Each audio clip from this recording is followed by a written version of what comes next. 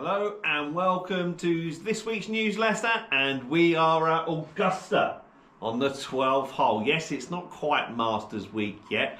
We've got another, I think, is it 4 weeks to wait? It's actually the Players' Championship this week on the 17th at Sawgrass. But we thought we'd do a nearest to pin competition going into the Masters, with the final date, the last day of the Masters, in the second weekend of April. So it gives you a month to have a go at our nearest to pin competition, which I shall have a go at in a minute. The par 3 12th, very famous, where it can be very won or very lost. Just ask Jordan Spieth and Danny Willett. Jordan Spieth took 8 down here when leading the Masters by 5 shots. That led Danny Willett in to win a few years ago, didn't it? So 151 yards, plays 9 foot downhill, pin on its traditional Sunday right position. Cannot afford to go right at that pin, if not it rolls back down into the water.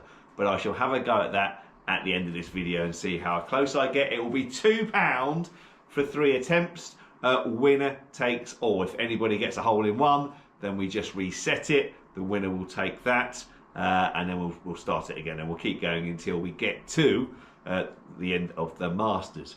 But right, first of all, we'll go back to this week's competition results, and we'll go to last Wednesday's Ladies Divisional Stapleford, where Kim Potter won Division 1 with a net 74. Well done, Kim.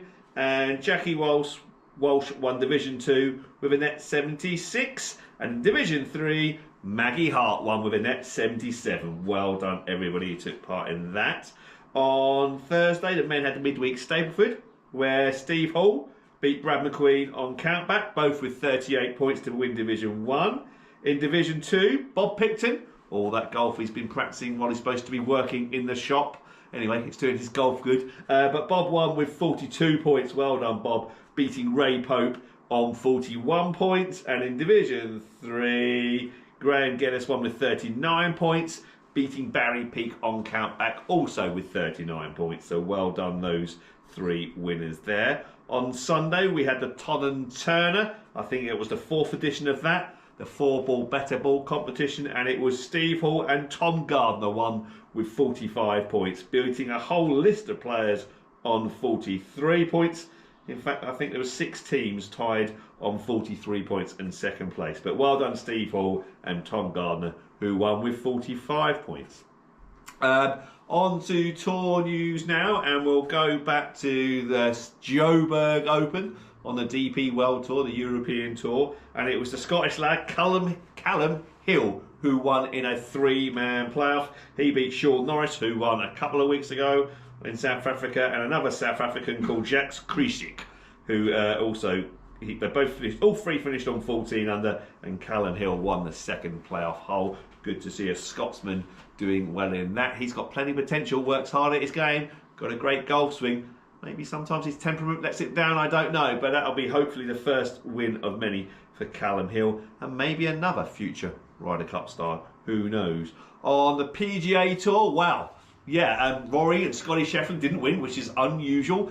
Scotty Scheffler, despite playing poorly, still made the top 10, and I think Rory wasn't far behind either. He tried a new driver out, the QI35, and it's not quite working for him yet, so he went back to his QI10 and drove it much better the last day. It's just interesting to see, isn't it, how these players, when they try the new drivers, they're not quite getting the same results as they were the previous year. They've got to build up that trust and confidence with it.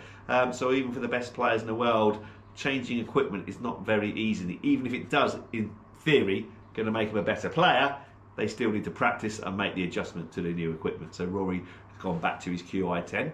But that's enough of that, because it was a fantastic... Well, all the world, it looked like Colin Morikawa was going to break his duck. I think he's won 1 tournament since he won the Open in 2021 at Royal St George's. He's won 1 tournament, and that was in Japan in a small field. So he has won, but he's not won anything in America for a long time on the PGA Tour. And it looked for all the world that Colin Morikawa was going to end up winning this. He had a 3-shot lead with 6 holes to go, and then all of a sudden, Russell Henley holed one for eagle on the bunker shot on 16.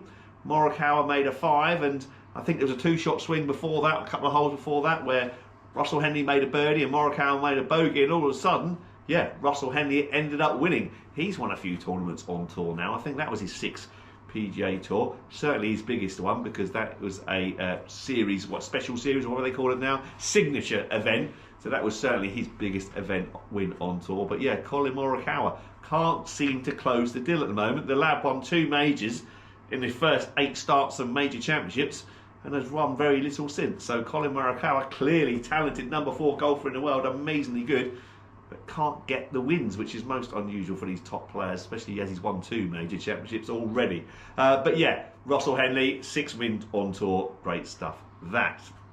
Right, okay, let's move on then to our US Masters. Don't forget, we got the US Masters sweepstake.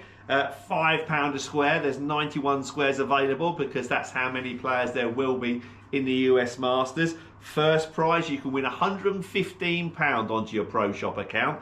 Second place is 80, third is 60, fourth is 40, fifth is 20, sixth is 10, and you would also win £30 onto your Pro Shop account if your player achieves the lowest round of the day as well. So plenty of dosh to be won there. Come and get your squares. It's been up a week already, and I would say we've sold almost half the squares already. So don't leave it too long because there are only 91 squares to sell.